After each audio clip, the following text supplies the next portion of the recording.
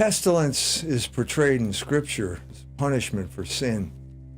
When David offended God in a way that could not be avoided, God, in his mercy, gave him three choices.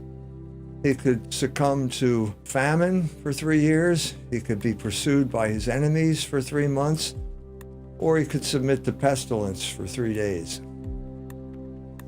David, as we can all imagine, was in a bind here.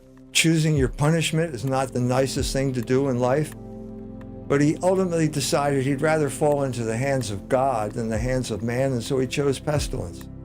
We're in a similar situation today. We've had pestilence inflicted on us, and like David, we have to be able to distinguish between pestilence and its alternatives because the situation is more confusing now than it was then. In particular, some people are saying that this is war. Governor of Indiana said it was war. The people of China agreed with the government of Indiana, and they said it was war too. They said it was a biological weapon unleashed on their people by the United States. In order to clarify the situation, we have to be able to distinguish between categories of reality and categories of the mind, between things and thoughts, between existence and essence, because these are always confused in the world we live in, and things are invariably used as a justification for categories of the mind getting imposed on all of us in the name of science and in the name of nature. So, for example, we have a category of nature, women. Everybody knows there are women, they exist. No one can dispute their existence. At this point, the oligarchs arrive and say, well, there's such a thing now as women's rights. You believe in rights, don't you? So therefore, if you don't dispute the fact that there are women, you have to accept that there are women's rights, which means you also must approve of abortion. Well, wait a minute. Someone just pulled a fast one on us here. And something similar is happening here with this virus. So we have a fact of nature. There are people dying and there are people who are getting sick. That's existence. How can you weaponize this fact? You can weaponize it by imposing categories of the mind upon us, by telling us not only what it is, namely a coronavirus, but what you need to do in order to be protected from it. And that is precisely what the oligarchs are trying to do now. The coronavirus does exist in reality. It is a thing, but that doesn't mean that the meaning flows naturally from the thing. And the meaning that I can see at this point is the coronavirus is now being weaponized by the oligarchs in their attempt to regain control of the narrative, which they lost in the year 2019. The fact that we are talking about this right now means, to some extent, that they have succeeded. It is dominating our conversation, and that is the means they use to basically form the categories of our mind so that they go along with what they want us to do and not necessarily what is the best thing that is in our interest. The best example I can give you is France. Those of you who understand what's going on know that for the past 2 or 3 years, France has been subjected to demonstrations by people wearing yellow vests.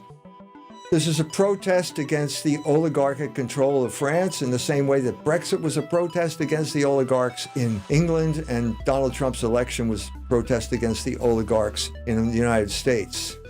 Macron could do nothing to stop these protests, which began when he raised the price of gasoline to get the poor people to pay for the rich people's debts. He tried one thing after another, sent the police onto the street with tear gas. Nothing solved the problem until the arrival of the coronavirus. Now, Monsieur Macron has declared the equivalent of medical martial law. Now the Frenchman, in order to go outside, has to download a permission slip on his computer. And if he doesn't have the permission slip, the police will arrest him. This is just one instance of one government using this crisis as a way of reasserting control over a population that no longer believed in the conventional narrative. That's an example.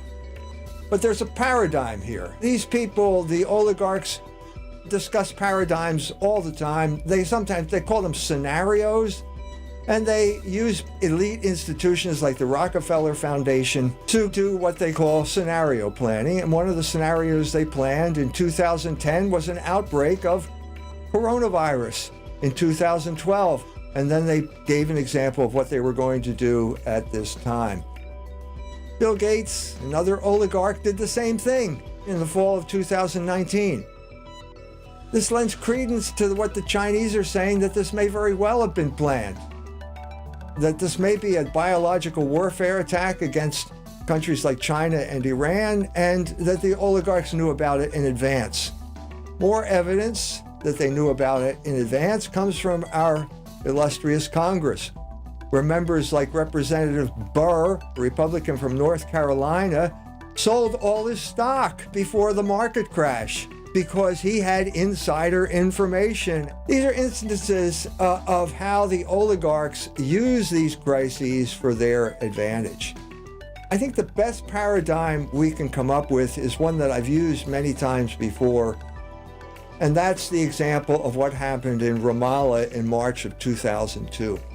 During this period of time, the Israeli army entered Ramallah, occupied Ramallah, and then took over the TV stations which were run by the Palestinians.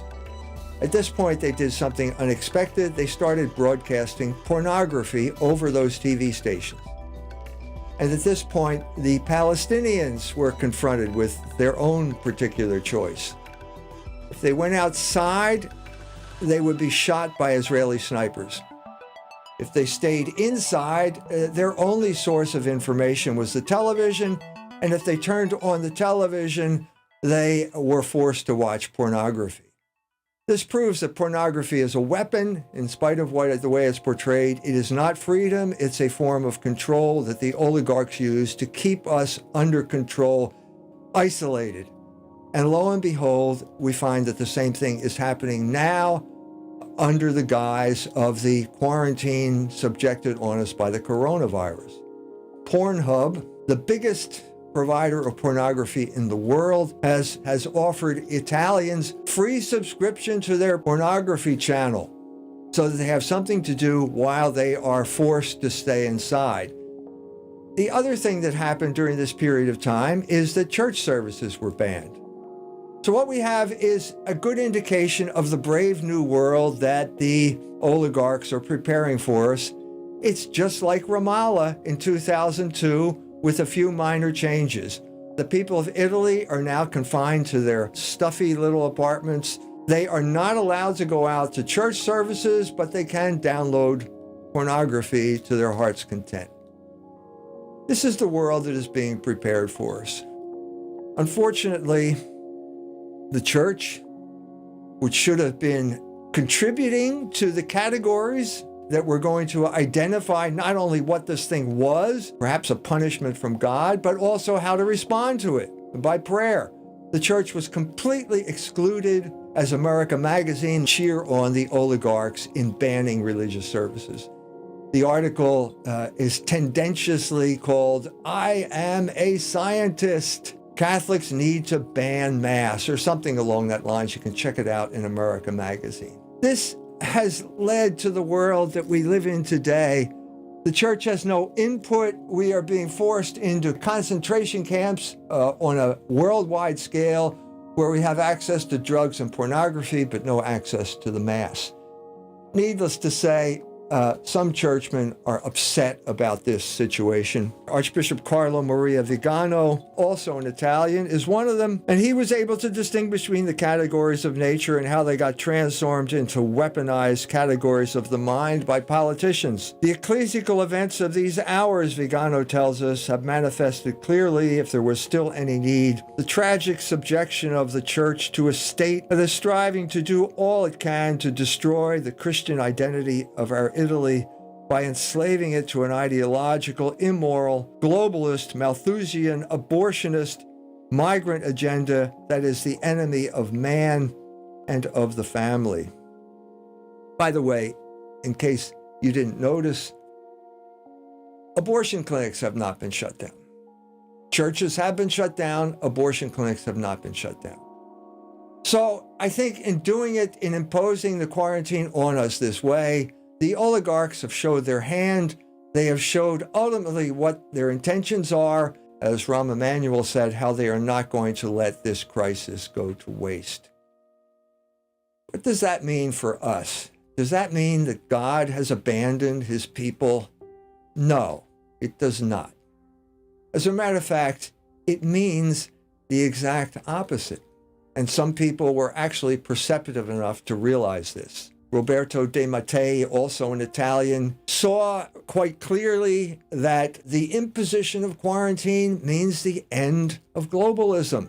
The oligarchs function according to God's plan, even when they carry out their own wicked intentions. They are bringing about the very thing that they hope to avoid. And what all of these uprisings were about. The uprisings in France, in England, and the United States, as elsewhere, were uprising against globalism. And here globalism is being destroyed by the very people who are trying to put down the uprising.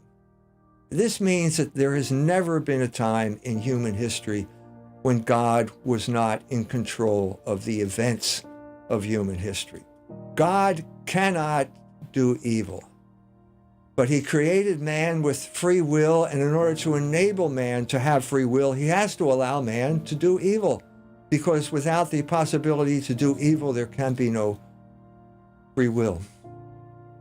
Just because he allows man to do evil doesn't mean he abandons us all to the wills of wicked men. Because God has the power to take evil and turn it into good. God can bring good out of evil. And that is the hidden message of what is happening today, if you have the eyes to see it. If you want the eyes to see it, I recommend a book. The book is Logos Rising, A History of Ultimate Reality, and it explains exactly how the story of Joseph is being fulfilled in our day. Joseph said to his brothers, "The evil that you intended to do to me has been turned by God's power into good," and that is exactly what we can say to the oligarchs, because then as now, Logos is rising. My book, Logos Rising, will be available in the first week of April. You can sign up for notification at fidelitypress.org. For more information on the weaponization of the coronavirus, visit culturewars.com.